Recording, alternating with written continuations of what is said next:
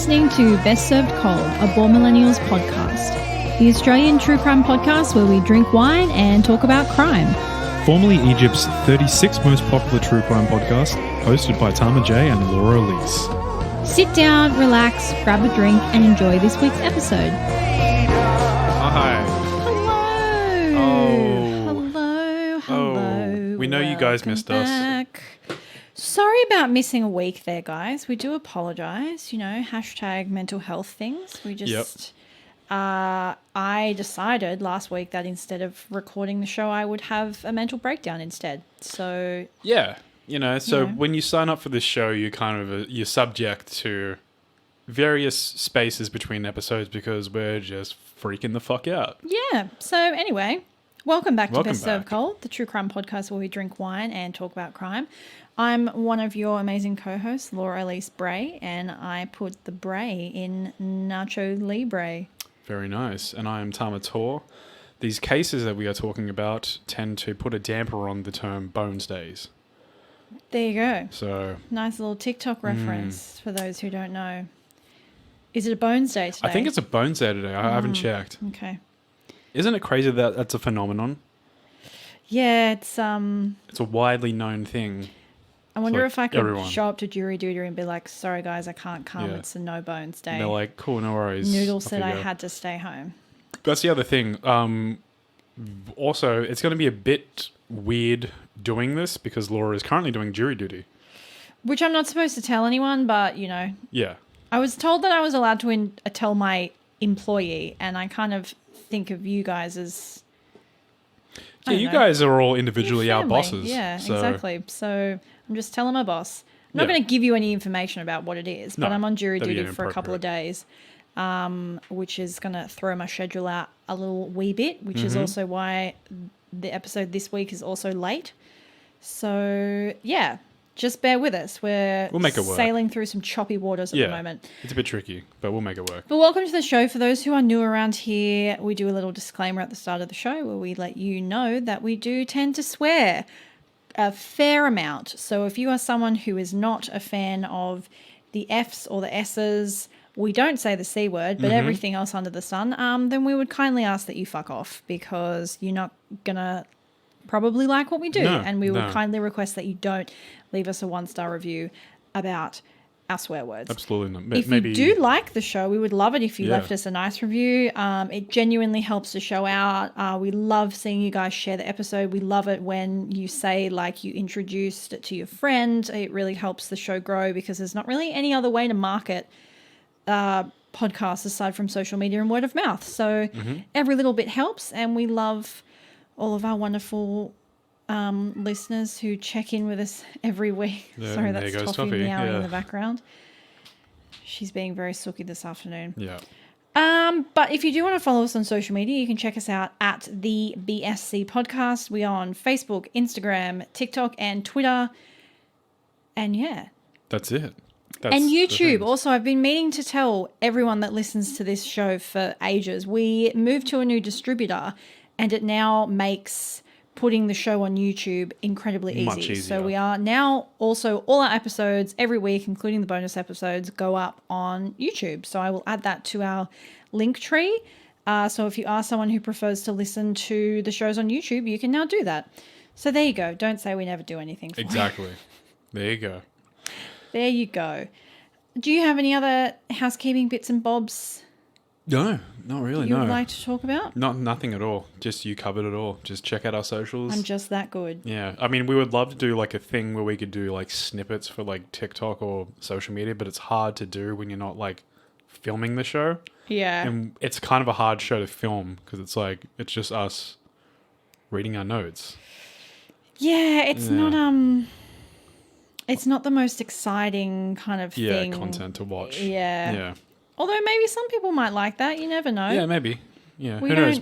We might do like a live set sometime or something like that. Yeah, we don't kink shame. Yeah, exactly. We're not about that. Whatever we're not floats about your that boat. at all. Whatever gets your rocks off. So, this week Yes. is my week to go first. My week to shine. My week to go first. We love to see it. So I'm going to be talking about kind of a spooky, unsolved mystery. So I want to paint a little picture for you. So the year is 1860. So in the shipyards of lovely Nova Scotia, a beautiful cargo ship called the Amazon is being built. It's 99 feet long and about 25 feet wide. So like not the Titanic, but it's a pretty big ship. Yeah. So it's meant as a merchant ship, and her maiden voyage is in 1861 in June. And while initially her first journey seems to be going totally fine, on the way, the captain, Robert McKellen, becomes deathly ill. Now, initially the crew kind of forge on, but eventually the captain becomes so ill that they realize they have to, turn around and go back to land. However, by the time they actually get back to their port that they left, the captain has died in his sleep. So by the time they left and returned on June 19th, the captain has died. Right. So shortly after, the voyage resumes with a new captain at the helm called John Park. However, the boat again runs into trouble when it collides with another merchant vessel, and stories soon begin to circulate that this boat is cursed. Finally, in 1867, just 5 years after her first maiden voyage, the Amazon is shipwrecked by a storm on the shores of Cape Breton, and the ship is so badly damaged that it's simply left and abandoned.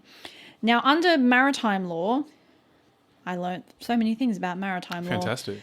When a ship is abandoned, it is legally up for grabs under the eye of the law, so you can take it.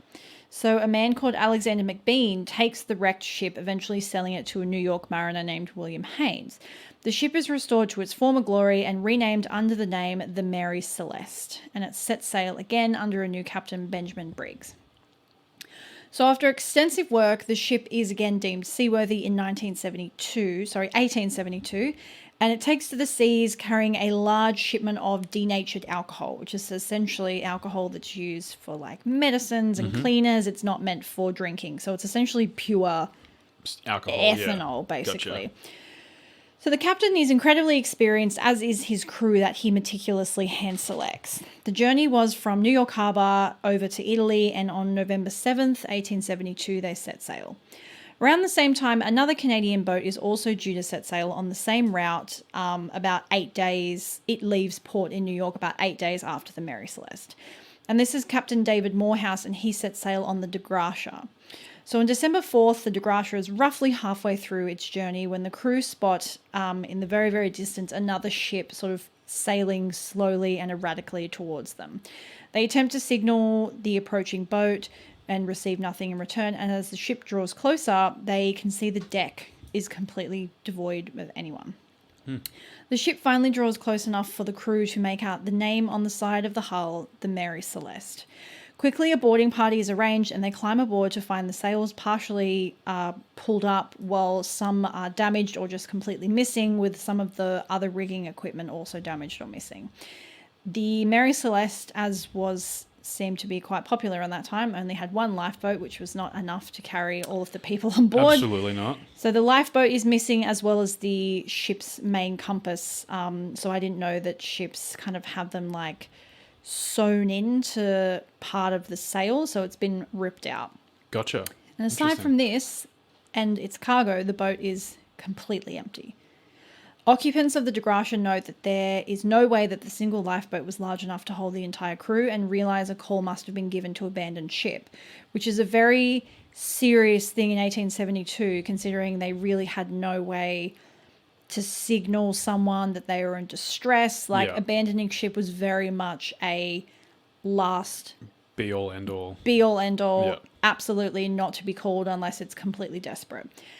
However, the ship wasn't sinking. There was a small amount of water on board, but small enough that an experienced crew like the one that was sailing the Mary Celeste could have easily bailed it out in a short amount of time. The ship had ample provisions, no signs of a fight or a fire, just an empty boat sailing through the ocean. The logbooks from the ship are reviewed with the final entry from 8 a.m. on the 25th of November, no mention of anything awry. One odd thing that was noted was the captain's quarters had been completely ransacked. Clothing and personal items are strewn around the room, and the papers for the ship are missing, as well as any of the navigational instruments that were aboard the ship. Aside from this, there's really no real clues as to what had happened. So the decision is made to split the crew of the DeGracia and sail the Mary Celeste to their shared destination, because the captain of the DeGracia also notes that, again, another weird loophole in maritime law is if you found an abandoned cargo ship, if you took it to its destination, you got like half of what it was worth. So he's like, sweet, there's this boat with a shit ton of alcohol that we'll get half of the money for if we take it. So let's split up and take this boat.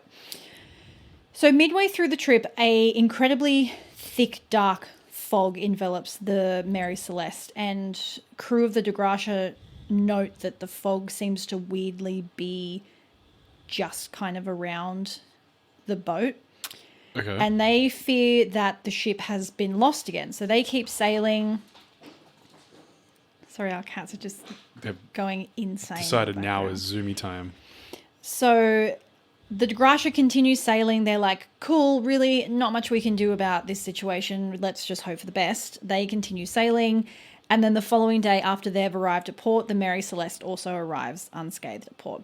Upon arrival, however, the crew on board are visibly shaken and refuse to talk about what had happened aboard the ship while it was consumed by the fog. And once back on land, all crew members who'd been on the Mary Celeste refused to step foot back onto it. Shit. So what happened?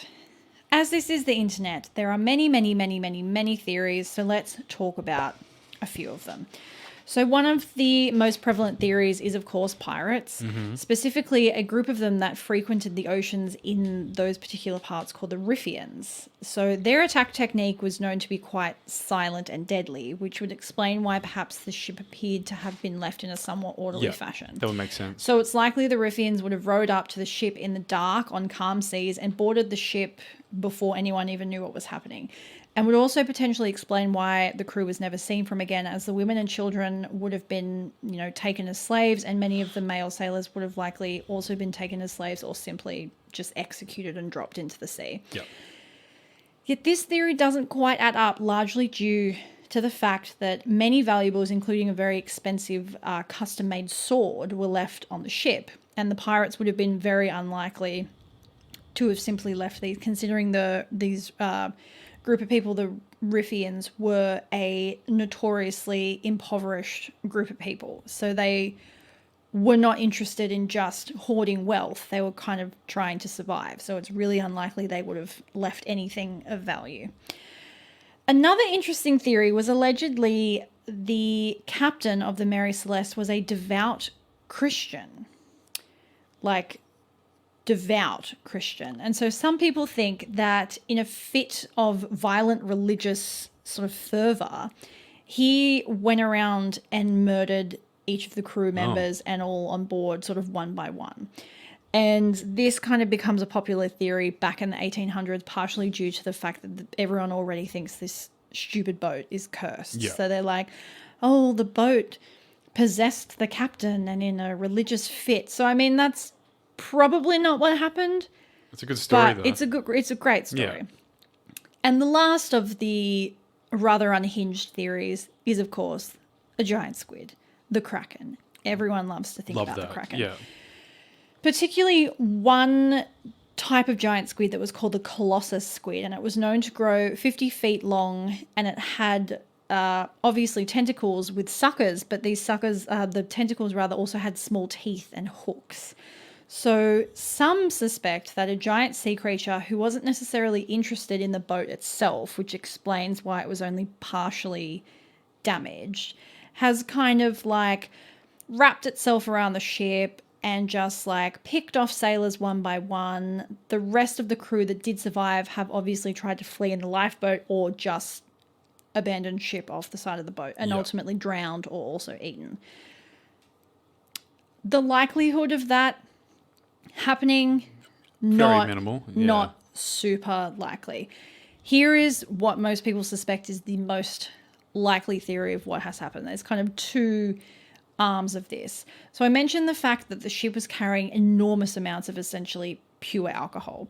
So many suspect that the captain at some point had feared that an explosion was imminent, perhaps from the smell of fumes, or perhaps there was a small fire on board that was not detected by those who kind of first explored the Mary Celeste, and fearing that the boat was just going to completely explode, has ordered an immediate evacuation.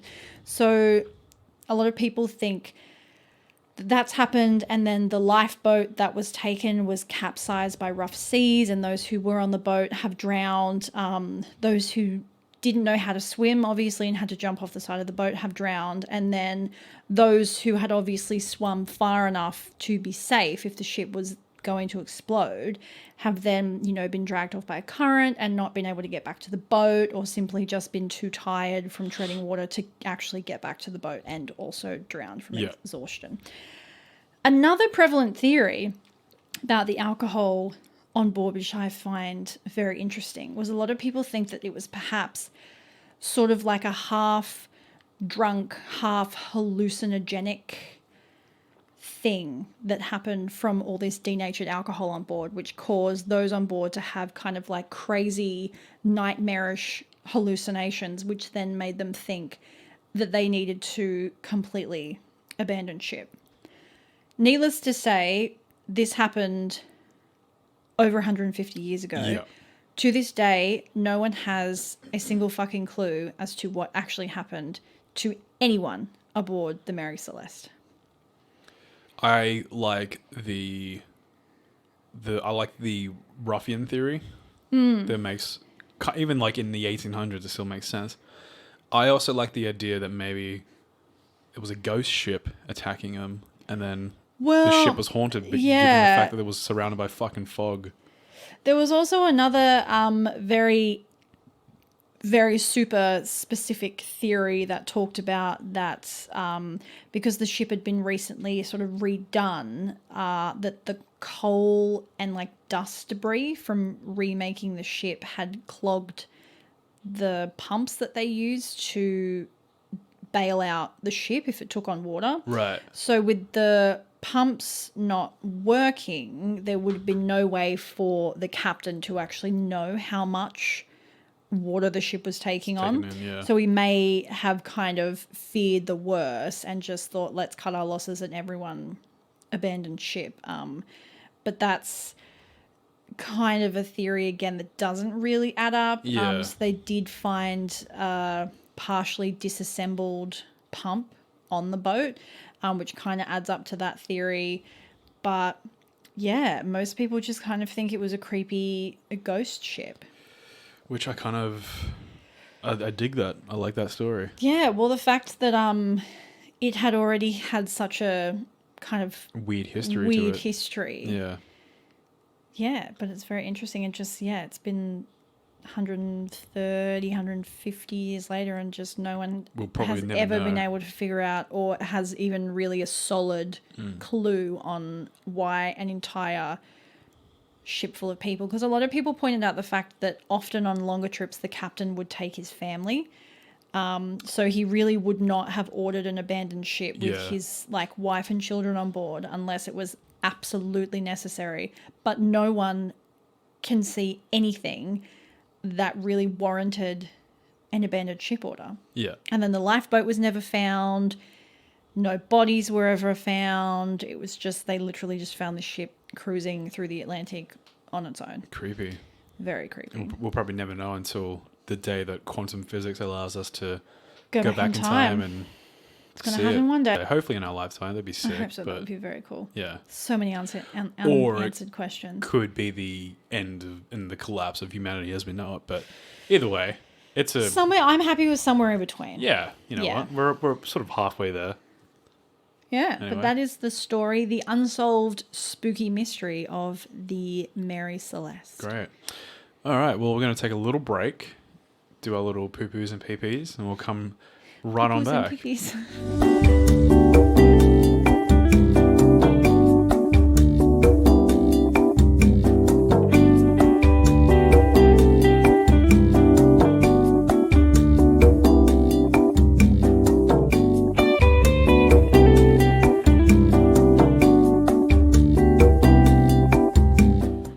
Welcome back.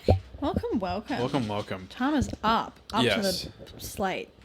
Up the slate. The slate, I think. I don't understand baseball terms. Yeah, who knows? Anyway, this week I'm talking about a fairly recent case, as recent as October this year. a very just sort of bizarre and ongoing case as well. So there's no real, definitive ending to this. It's still ongoing. Are you talking about what I think you're talking about? I'm talking about Emily Ferlazzo. No, you are not talking about what I think you're talking about. It is a similar case of what you are probably thinking of because it was all happening around the same time. However, it's a completely different case. So just to begin, Emily Ferlazzo was born as Emily Schwartz on the 25th of July 1999 in Plymouth, New Hampshire. Growing up, she attended Concord High School and had a passion for cross country. Eventually, her parents split up, though they are both still very much prevalent in their daughters' lives. And she now, or soon after, lived with her mother, Adrienne, and their stepfather, David. Eventually, she earned her accreditation as a licensed nursing assistant and finished the program in 2019. By her friends and family, she was described as a happy and joyous person, and her desire to help people led to embark onto a journey of as a licensed nursing assistant before making steps towards her dream job as a cosmetologist.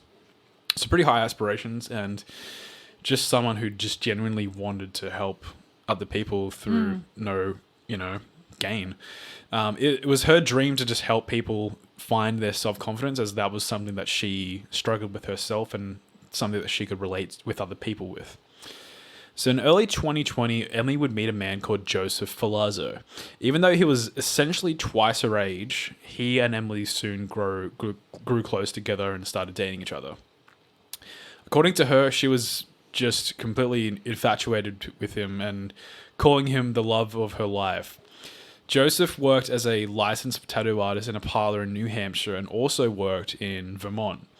By the 12th of October of the same year that they met, they both got married, and Emily took on Joseph's last name. So, very, very quick relationship, just sort of getting right into there. Yeah. Due to the relatively short span of their getting together and their subsequent marriage, Emily's family didn't really see a lot of Joseph all that much, didn't really get to know him. And whenever the couple would make plans to actually hang out with the family, they would usually fall through on either side, making it even more harder for them to meet. Though on the occasion that they did get to see Joseph, they noticed that something wasn't particularly right with him, if that makes sense. Just something was off. Her mother and her friends also came to notice that more so after a few months into their marriage, scratches and bruises became prevalent on Emily. Whenever she would be questioned about it, she would just typically shrug them off or change the subject entirely. So this brings us to very recently, as they were married in October last year. October of this year would have been their 1-year anniversary. So the months leading up to their anniversary, they had been converting a Chevrolet Express bus into a camper van, which is something that a lot of couples do, and very, big aspiration for a married couple.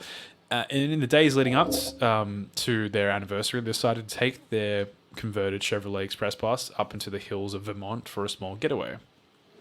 So they left on the 15th of October from New Hampshire to an Airbnb in Bolton, Vermont.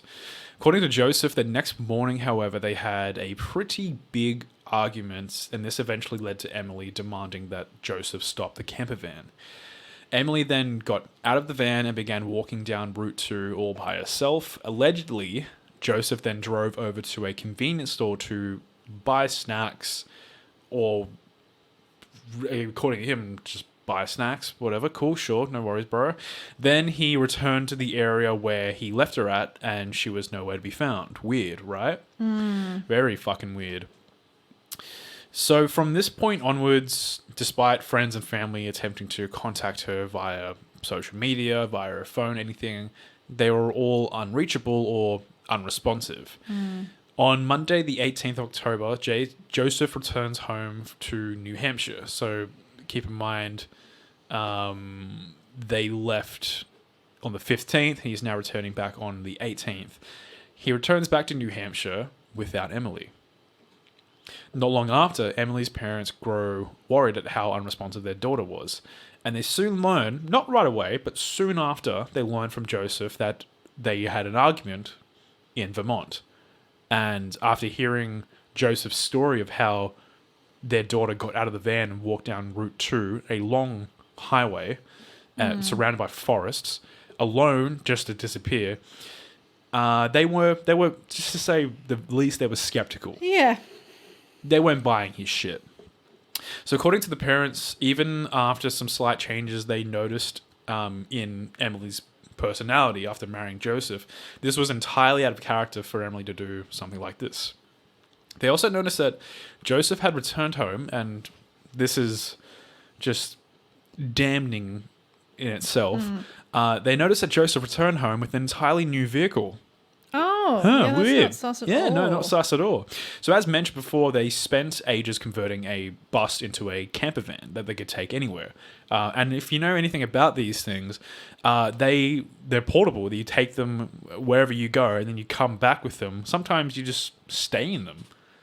So not having it, weird. So with the bus nowhere to be seen, Joseph had instead returned home with a Jeep Wrangler with no explanation as to why. The evening they found out, though, Emily's parents filed a missing persons report to the Vermont State Police. Searches in the area had where she had supposedly disappeared in soon began, though they suffered from a lack of awareness and volunteers due to the lack of media coverage. So as you pointed out earlier, you might have been talking about the Gabby Petito case. This is all happening around the same time as that case, which, like this one, is still ongoing, so it was hard to find much media coverage on Emily's disappearance. It just sort of got, overwhelmed by the Petito case. So soon after searches and what media coverage they did get, police soon announced that they are looking for Joseph Ferlazzo himself as, red flag, he has been uncontactable for some time. This only increased when they learned details from a friend of Ferlazzo. So police received a phone call from a man the night before claiming to be a friend of Joseph. This came straight after the friend had heard the harrowing confession and details of Emily's disappearance by Joseph himself. Joseph had told him that he had killed Emily and left her body in the camper van along with the details of where the van was. Now, all credit to this person. Upon hearing this, immediately kicks Joseph out of the car and contacts police right away. Fucking brilliant. Exactly what you should do. With these details, police soon found the van on Motorbrook Lane in St. Albans Town, and during this time, a police officer recognizes Joseph at a nearby convenience store, the same afternoon that they actually found the van. So the police have no grounds to search the van or really arrest Joseph, though to their benefit, when they actually just asked him if he would voluntarily come back with them to the local barracks, he agrees. This could not have worked out better for them because they literally had no way to bring him in otherwise, and they need a warrant to search the van. So once he's there, though, he completely confesses to murdering Emily and revealing that she was indeed not missing at all. Joseph had killed her early on Saturday, the 16th of October. After this confession, police were given a warrant to search the camper van, and inside the bathroom of the camper van, they found 8 garbage bags, one of which was opened, revealing a human leg with a severed foot. Jesus. The other 7 bags were not opened, and upon further investigation, they found other human body parts, all belonging to Emily. According to Joseph, he and Emily had argued early that Saturday morning. Emily lied down on the bed in an attempt to cool off. Afterwards, Joseph grabbed his Glock handgun he had hidden in the vehicle and jumped on top of her, fired twice point blank at her head. Now, just a side note, anyone that tells me guns are necessary, that's all the evidence I need to know that guns are never fucking necessary. After this, he experienced a panic attack, and in an attempt to hide what he had done, he wraps a bag around her head before moving her body to the bathroom. Now, here's the inevitable fucked up bit, okay? Joseph drives 8 miles to Waterbury in Vermont, so the same morning that he killed his wife, drives 8 miles to Waterbury in Vermont to have breakfast with his sister and her boyfriend while Emily's body is still in the fucking van. Jesus. Yeah, that's some Edmund Kemper shit. He then drove the van to the plot of land where it was eventually found by police, and it was here 15 hours later where he dismembered Emily's body using a handsaw, separating her feet, legs, arms, and head from her torso. Fuck. He placed all the remains inside garbage bags and left them in the bathroom, and this is where afterwards Joseph would return home along with his new vehicle. Police found both the handsaw and the handgun in the van, along with the remains of Emily. After confessing, Joseph was jailed at Northwest State Correctional Facility in St. Albans Town. Now, virtually he was arraigned and charged after his confession, though he was acquitted of first-degree murder and, just to fucking perfectly round this off, pleaded not guilty to the murder of Emily. As you do. As you do, yep. Confessing and... Yeah, no, that's not how it works.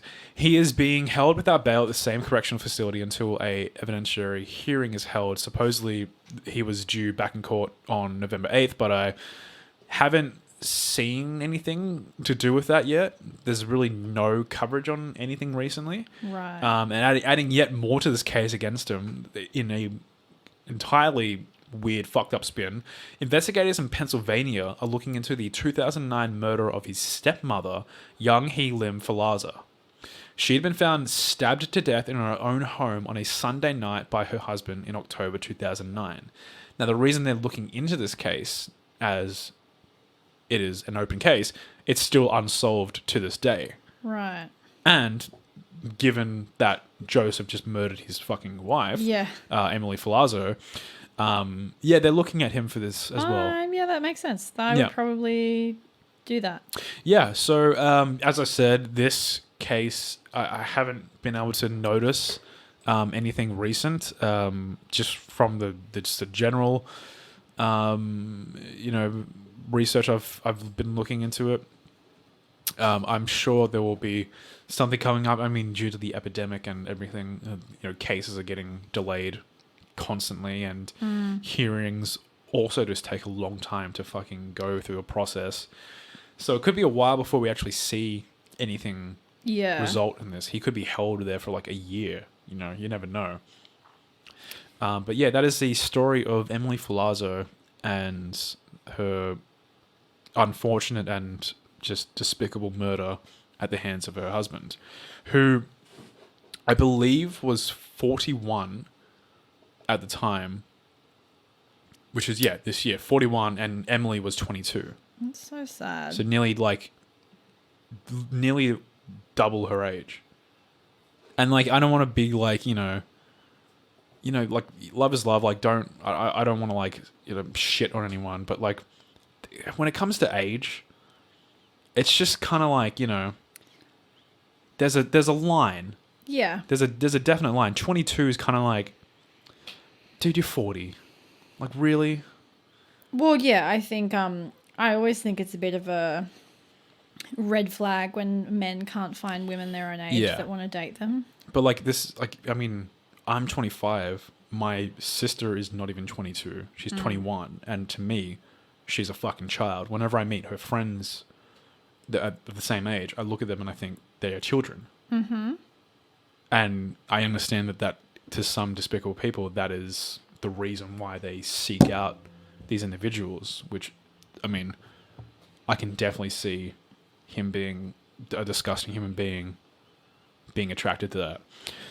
But yeah, it's just, there was just so many red flags with him as a person that it's just I feel horrible because no one deserves that. No. Absolutely. This shouldn't have happened. And people like that need to be looked at constantly with a fucking magnifying glass. Yeah. I 100% agree. Yeah. Look, just don't be a Gyllenhaal. Guys, learn. Learn from Taylor Swift. Don't date people that are Fuck you, Jake Gyllenhaal. way younger than you. Yeah. It's just not cool. I think, does that about wrap it up for the That does, yeah. show portion? That wraps up the show portion. Good English. Thank you. So if you're just here for the cases, then thank you very much for listening. We'll see you on Friday for Make our sure, you check us out on social media, and we would love it if you would share the episode, Leave us a review. Tama's opening his soda water at great times when I'm trying to speak. You're welcome. At least you know we don't heavily edit this show. This is as raw as it gets. Yeah. But yeah, thank you for joining us, and we'll catch you on Friday for our bonus episode. And we promise that things will be back to normal from next week. Yeah. Yeah. It'll be a bit weird just leading up to it, but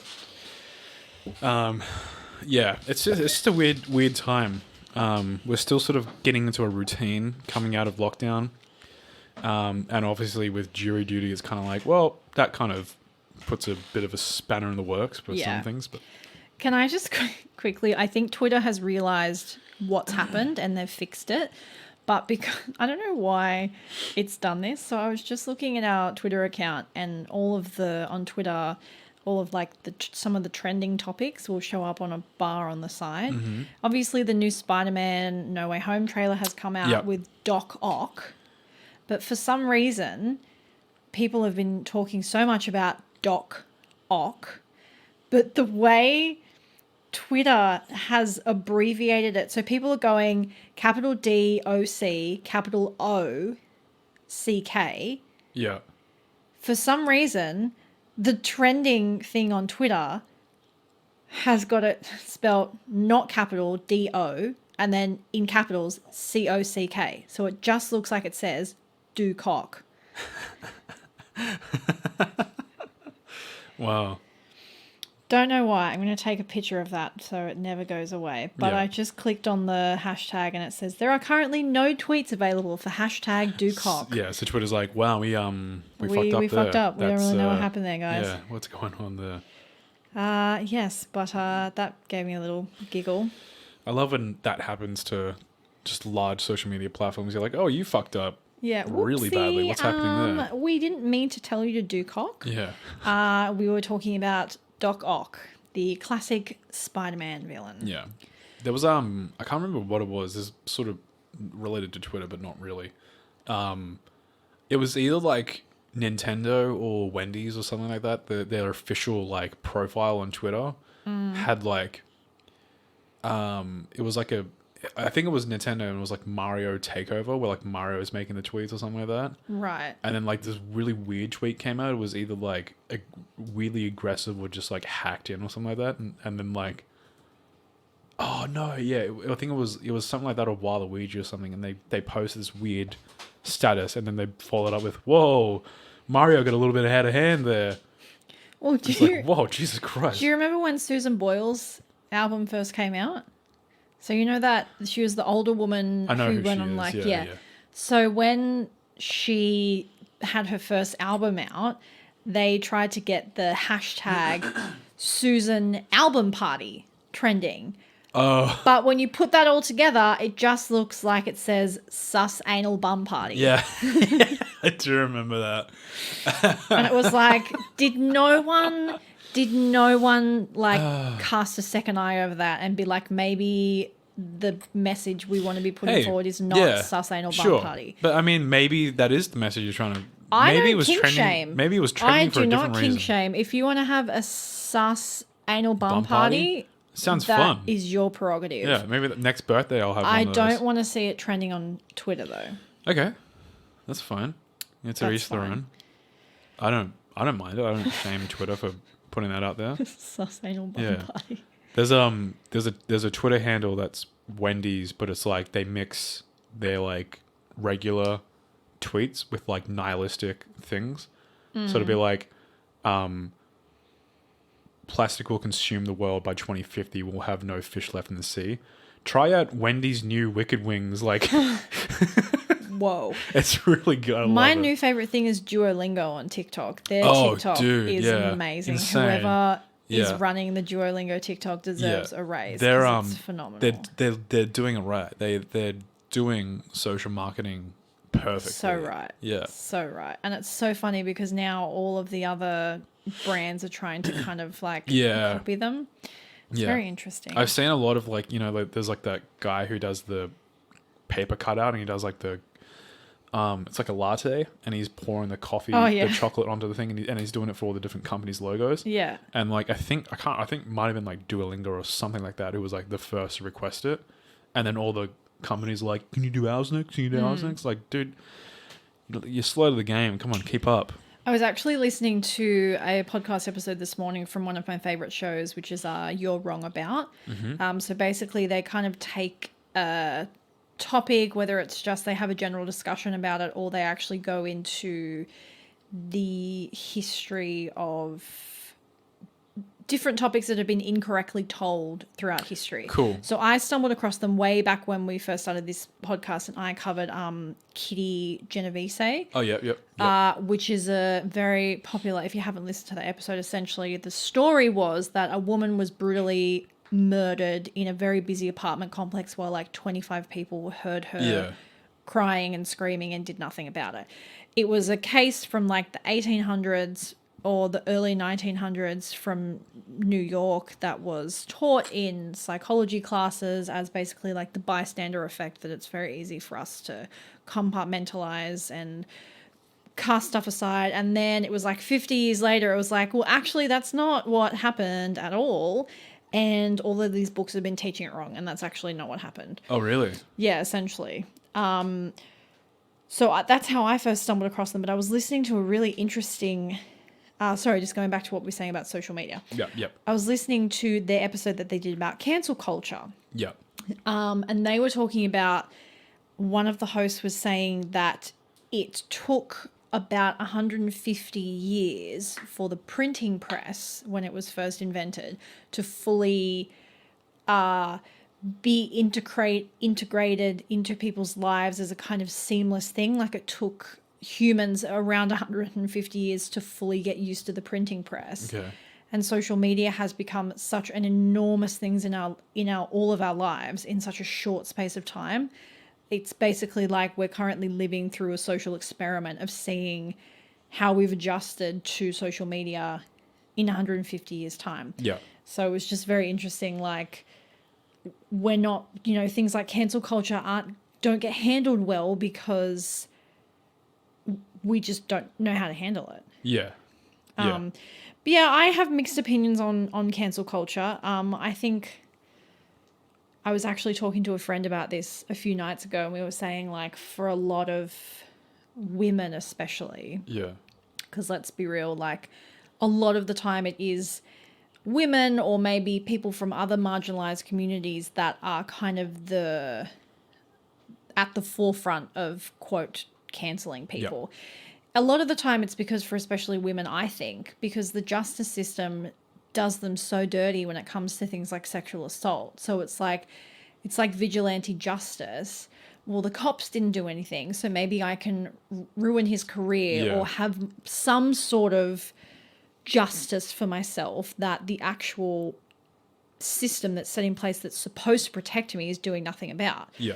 But it was a really interesting discussion they had, that a lot of the time the way cancel culture is used as a weapon is very disproportionate to like the actual crime.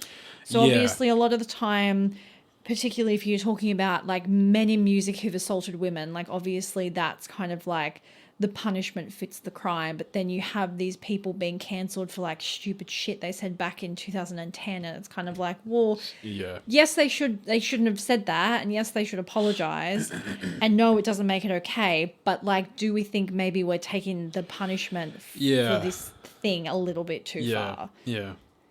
Well, I mean, perfect example. Kevin Hart was going to host the Golden Globes, and then like that was literally his dream, was to be the second black man in all of existence to host the Golden Globes.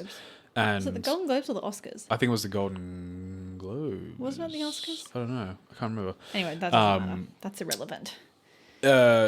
And it was taken away from him because he had some jokes that he made in like 2012 and some tweets, and it was sort of like, I don't know, like for the first like point, like he's a comedian, like that's whatever he says, take it with a grain of salt, because it's a fucking thing that is used. Well, it's said within the framework of a joke. Exactly. And whether or not you find that joke funny, whether or not you agree with it, you also have to take into account that it's within the framework. Yeah, but what I mean is like this is coming from a comedian. Like he's I don't know, like when Jim Jeffries comes on stage and says like something about women, I don't think he's like anti-women or like Yeah. hates women. I think he's just trying to get a rise out of like people that are there watching the show, and like that's literally the point of like comedy or comedians. Like it's just, and like when you have this different era of like where the world was at, don't forget this is also a man who is a minority in early 2012, whatever, saying Kevin Hart, not so Jim Jeffries. not Jim Jeffries, Kevin Hart, sorry, saying these things, and then people find that and they go back and they go, "Fuck you for saying that." And do you ever notice how it's like specifically targeted at like men of color rather than it would be of someone like Jim Jeffries or Joe Rogan or anyone else of Yeah, that it stature? does feel like some Think double about standards. most recently Dave Chappelle. Yeah. And all this crazy like cancel their career, fuck them, seems to directly be and most predominantly in men of color. I Yeah. never see campaigns against fucking Joe Rogan for anything that he says, or really just any white comedian. Yeah. It's always the Kevin Harts, the Dave Chappelles. When like everything was happening with Bill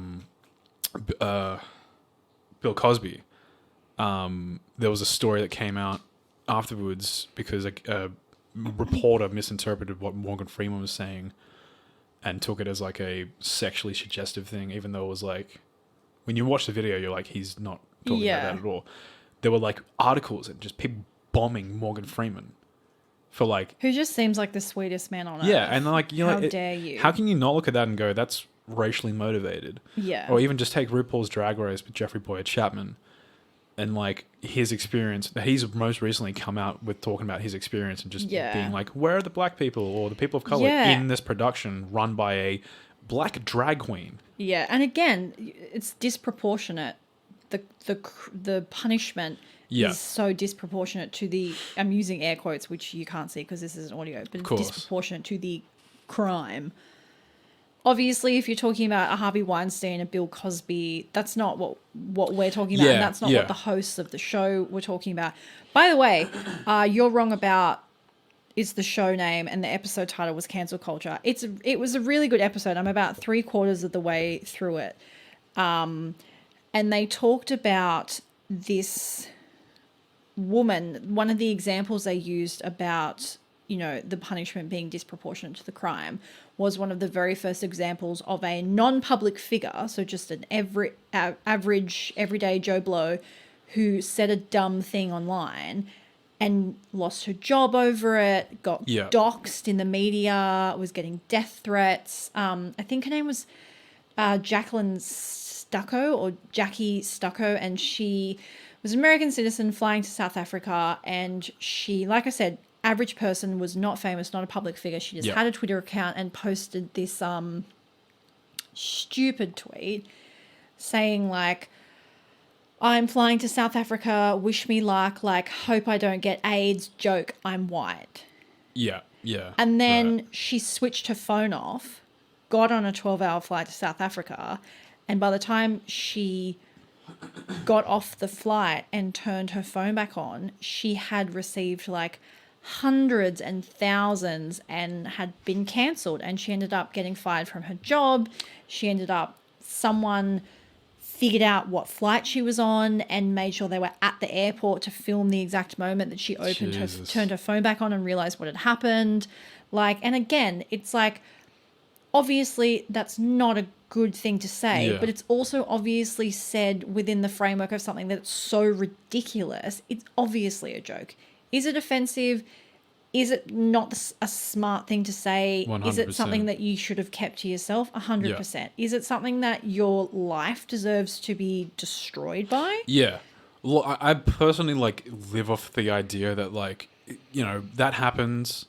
They realize like, oh fuck, that was a terrible thing to do, and then they know for like the rest of their lives, And you grow from it. But they learn like, okay, that was insensitive of me to do. I should not do that from ever again. Yeah. And then guess what? That person then goes throughout their lives going, you know what? That was fucked up of me doing. Yeah. I'm going to better educate myself and educate people around me in doing so.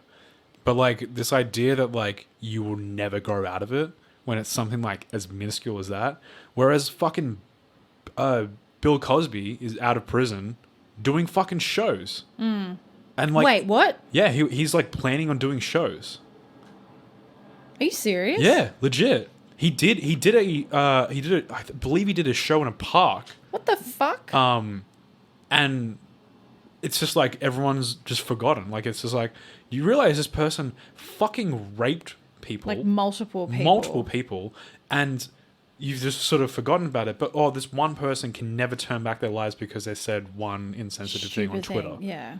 Like it's exactly, it's a disproportionate thing. Like I can't tell you how many times there's been like minuscule things that have come up where people have tried to like cancel Jim Jeffries or whatever. Yeah. And I see like TikToks or whatever where people are like, Jim Jeffries is a right-wing anarchist and like hates this. And like he has a whole fucking joke or a whole thing about like being anti-guns. Yeah. He's not right-wing. He's not right-wing. But like or because... not the staunch No. way anyway. Not really in any way of the... Yeah, well, I mean, we don't know him personally, so like he could... Well, he has an entire show where he basically Yeah. belittles people that are extremely true. right-wing. So I True. doubt he's right-wing. But anyway, like the point is like whenever something comes up with him, Dave Chappelle, whatever, it's always like, fuck you, you did this thing back then. You're a Yeah. terrible piece of shit. Harvey Weinstein, Bill Cosby, have what happens to them, and then people just forget. Yeah.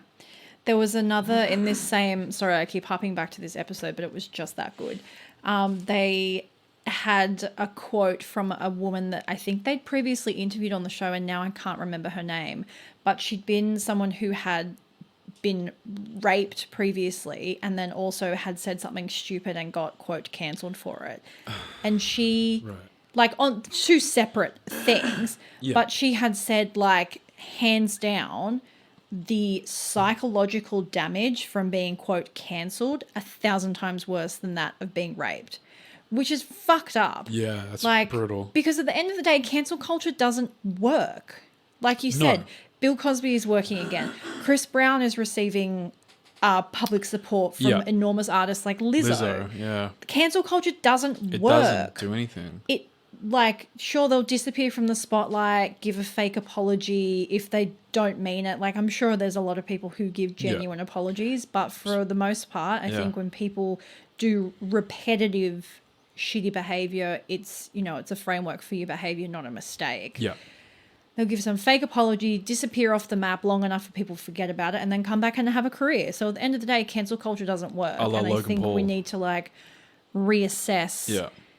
how... Because it's so easy to sit behind a computer screen and forget that the person on the other end, whether they're famous, whether it's the social media manager of a huge company, it's a person. Exactly. Yeah, there's actually this fairly recent case of Ranted Eddie. no.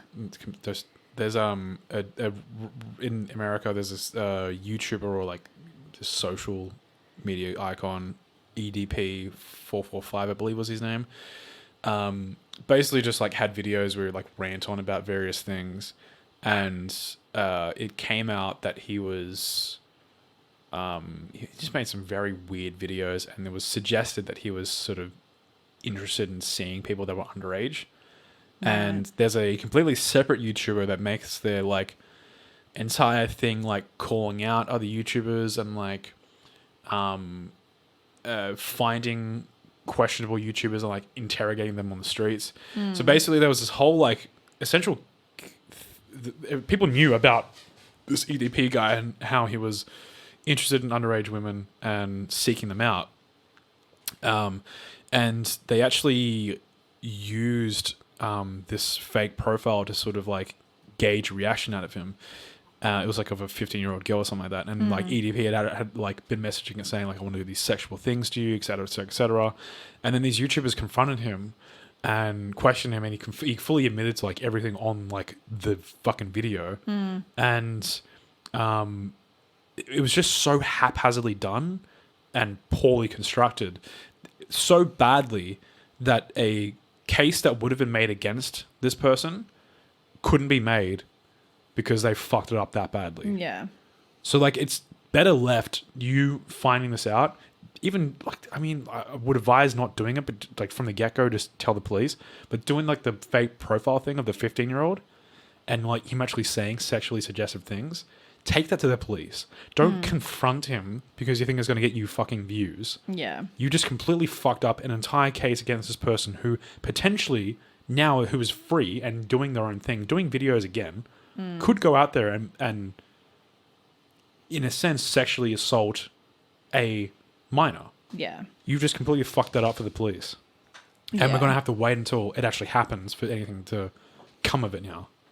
At the end of the day, I don't disagree with the concept of cancel culture when it comes to people displaying repetitive shitty behaviors. Yeah. I don't believe in quote canceling people for stupid things they say. Yeah. Again, I agreed with what the hosts of You're Wrong About said. I really think for the most part, people getting doxxed and death threats and abused online, It's just disgusting. it's so disproportionate to one stupid comment. It doesn't make their comment all right. It doesn't mean they shouldn't have someone be like, hey, that's maybe rethink that thing. Yeah.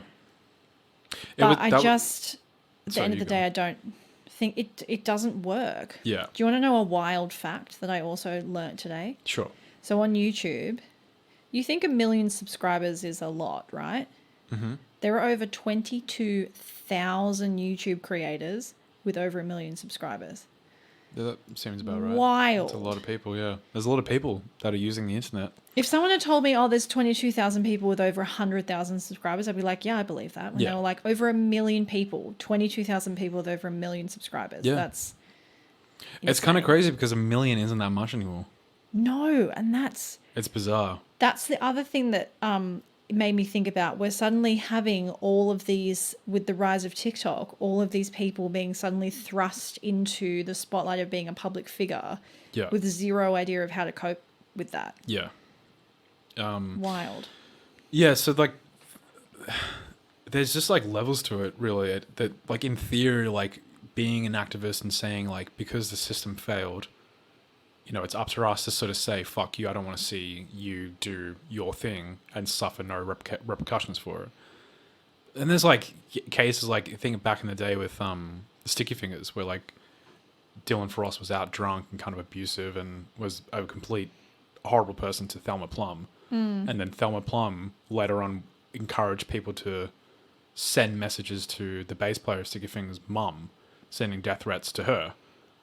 Yeah, there's just I like think that's too far. There's like it's just hey, don't fucking do that. Even Yeah. if there's like one person is being a disgusting person to you, it doesn't excuse you being disgusting back. And like people were excusing it like, yeah, but they're dickheads, they're drunk, so they sexually assault women. It's like, well, fucking like that doesn't. Yeah, two wrongs don't make a right. But also like you're taking like this one incident of like Dylan Frost being drunk and abusive and disgusting, and then labeling the entire band as sexual assaulters. Yeah. When there's like no evidence against that at all, and then also fuck the bass player's mum because they deserve to die. Like, just chill the fuck out. Honestly. Yeah, I think dragging people's family members into stuff It's is too much. fucking far. It's Regardless too of like let two people who have this involves deal it out. Yeah. Because like at the end of the day, there's not going to be a thing where one gets arrested and one like doesn't suffer repercussions for it. 100% the people in the wrong are going to suffer repercussions for something like that. Like Dylan Frost went to a fucking mental asylum and had to go to rehab to get sober. There was a repercussion to it. It happened, and like now, like we are here. Yeah. Like there's the whole idea of like cancel culture or just canceling someone when it's like Harvey Weinstein, and if like nothing ever happened to Harvey Weinstein. If like imagine all this stuff comes out and he's still just like doing his thing. Nothing changes. But also at the end of the day, what happened with Harvey Weinstein and the Me Too movement wasn't what we now know as cancel culture. Like that was a movement of many, many women coming forward and being like, here's my story, let's do something serious about it. It wasn't like they were just sitting behind their keyboards and tweeting at him. That's not what I mean. I mean, what would happen if like nothing happened from that Me Too movement? Yeah. And then people online were like, well, fuck you, I don't want to see you work anymore because you've done this disgusting thing. It's come out and people still want to work with you. So like, if you as a individual who doesn't hold much power, who isn't part of the law, band up with other individuals and say, fuck you, you shouldn't work in Hollywood with other people, or these people that are letting you work around them shouldn't let that happen. That makes sense. 100% that makes sense. Yeah. But like when it comes to an individual who like has done something not along the lines of like Harvey Weinstein doing something, and they do suffer repercussions for it, like just let it do its thing then. Yeah. Let that happen. But yeah, it will be interesting to see, going back to my printing press comment, it will be very interesting to see where we are at as human beings with the internet and social media in another 100 years. Yeah. It's wild. Because, I mean, it's been really, social media now feels like an enormous part of our lives, but it's been not even 10 years of being really at the forefront of everything we do. I mean, like, even just thinking about when we were using it when we were like 16 and how different it was back then. Like, back then it was literally a way to connect with people that you know in real life, or like make a pen pal, someone that you just sort of know online. And that'd be like a really rare occurrence. You'd know like maybe 5 people like that. And then you would post a profile picture of you that would just be a fucking gross DSLR flash photo that you don't give a shit about. And now it's like social media is literally like the new like headshot. This is who I am. This is my Instagram profile. Yeah. I am a graphic designer from Sydney, and here's my like professional photography catalog of my headshots and my stuff. It's just like it's a completely different ball game now. It's not even like connecting with other people. It's just ways of expressing who you are or consuming things that other people make. It's a completely different ball game. Yeah. Like YouTube, I think really changed that. YouTube was always a way of people expressing themselves and putting up videos and content, and then it became like consumer secondary. And then like over the years, it became consumer mandatory and primary. People having passion and putting something out secondary. It's literally just become like, well, this works. Let's do this. Yeah. The amount of like binging with Babish copies I see, which I'm not like gonna shit on you, like you do you. That's perfectly fine. But it's crazy to see like how many people just do the binging with Babish thing. Yeah. You know what I mean? Like the voiceover with the cooking and whatever. But like again, it's not like to shit on you doing that. It's like it's just a weird thing to see that this is the sign of the times. Well, yeah, they're very niche trends that kind of stem off. Yeah. Well, it's more so just like what I said, consumer first person, doing something secondary. Back in the day, like, YouTubers were doing something completely unique. And that was, again, a sign of the times because there was nothing else like that. But it's kind of exciting to think what's the next... Yeah, I mean, TikTok was like that as well. TikTok, when it first came out, remember, like, there was a handful of creators that were doing weird shit, and like, and now we're still kind of in that. Yeah, we're still finding new people. Kind of, I don't know. It's kind of exciting to be like, what's the next thing? Yeah, there's a producer in Sydney, I believe their tag is Blessed Tunes, and during lockdown they were doing like lockdown sessions thing, like every single day posting like videos of like their beats they're making, and now they're like verified and that's cool. like a creator on TikTok, and it's cool to see like this is the new sort of YouTube thing. It's like people shooting the shot, trying to make something happen, and as a platform, it's the perfect platform to allow that to happen. Yeah, because literally anyone, if you dedicate enough time to it and post consistently and just make shit happen, you have a real chance of becoming a creator on TikTok that can evolve into other things. Crazy. it's a really interesting time to be a creative person. I mean, there's a fucking entire profile where a guy picks up his dog and it falls down, and they go, "Well, it's a bones day." It's a no bones day if he It was falls a no down. bones day. It's a bones day if he stands up. Stands up, yeah, exactly. But like, just think about that. That's incredible. The that most someone- random yeah, things. But someone Yeah. like, if that person can make that a thing, you can do Yeah. your thing, for sure. Yeah.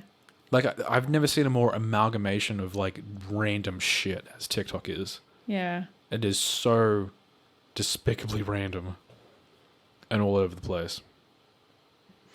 All right, well, shall we wrap it up here, because I think so. Yeah. We just talked a lot, and that's fine.